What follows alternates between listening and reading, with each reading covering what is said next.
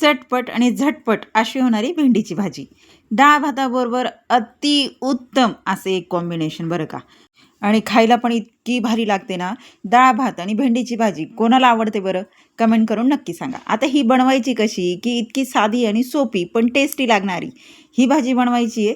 कढाई घ्यायची आहे, कढाईमध्ये टाकायचं आहे तेल.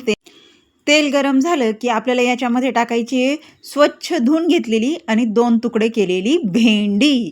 आणि ही भेंडी तेलामध्ये व्यवस्थित अशी परतवून घ्यायची. आपल्याला खूप अशी क्रिस्पी करायची नाही आहे आणि खूप अशी म्हणजे लगेच टाकली आणि काढली असंही काही करायचं नाही आहे. व्यवस्थित परतवून घ्यायची आहे, पण ती पूर्णच करपली गेली पाहिजे असंही नाही आहे. ह्या गोष्टीला लागणार आहेत आपल्याला 3 ते 5 मिनटं, ते पण असे मीडियम गॅसवर. आणि 3 ते 5 मिनटं ही भेंडी परतवून झाली आहे आणि मी इथे भेंडी काढून घेतली आहे. आता आपल्याला करायचं काय, ह्याच कढाईमध्ये थोडंसं पुन्हा तेल ॲड करून घ्यायचं आहे जर तुम्हाला पाहिजे असेल तर. मी तेल ॲड न करता याच्यात टाकली आहे जिरं आणि मोहरी. आता ही व्यवस्थित तडतडली आहे. तडतडल्यानंतर आपल्याला याच्यामध्ये टाकायचा आहे कांदा. आता तुम्हाला जर मिरची टाकायची असेल, हिरवी मिरची, तर तुम्ही याच्यामध्ये टाकू शकताय. लसूण टाकायचं असेल तर तुम्ही टाकू शकताय.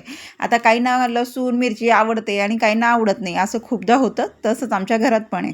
आता मी इथे टाकलेलं आहे कापून घेतलेला टमाटर. आता व्यवस्थित हा फ्राय करून घ्यायचा आहे.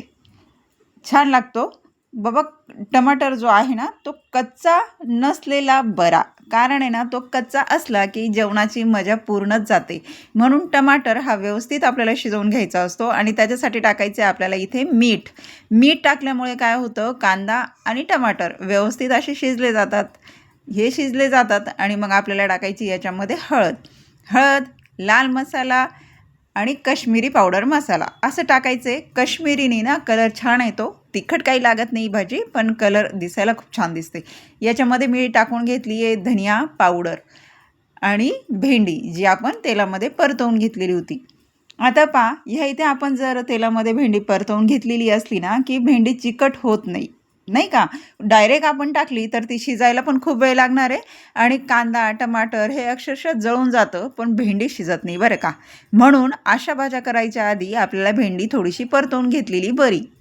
आता इथे पहा, थोडीशी वाफ दिली आणि इथे भेंडीची भाजी अशी मस्त तयार झाली होती. खूप भेंडी शिजून घ्यायची असंही करायचं नाही आणि खूप कच्ची ठेवायची असंही करायचं नाही. आपण तेलामध्ये परतून घेतल्यामुळे भेंडी इथे लवकर शिजली आहे आणि इथे भेंडीची भाजी तयार झाली आहे. आणि आता तुम्ही ही भाताबरोबर, पोळीबरोबर, भाकरीसोबत, कशासोबतही खाऊ शकतात. इतकी छान लागणार आहे ही साधी सोपी भेंडीची भाजी. आता तुम्ही खाल्ली आहे का? कधी ट्राय केली आहे का? जर नसेल केली, एकदा ही रेसिपी नक्की ट्राय करा आणि कमेंट करून मला सांगा की ही रेसिपी तुम्हाला आवडली की नाही.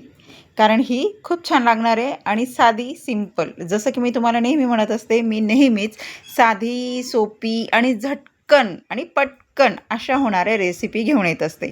साधी सोपी भाजी एकदा नक्की ट्राय करा आणि कमेंट करायला विसरू नका.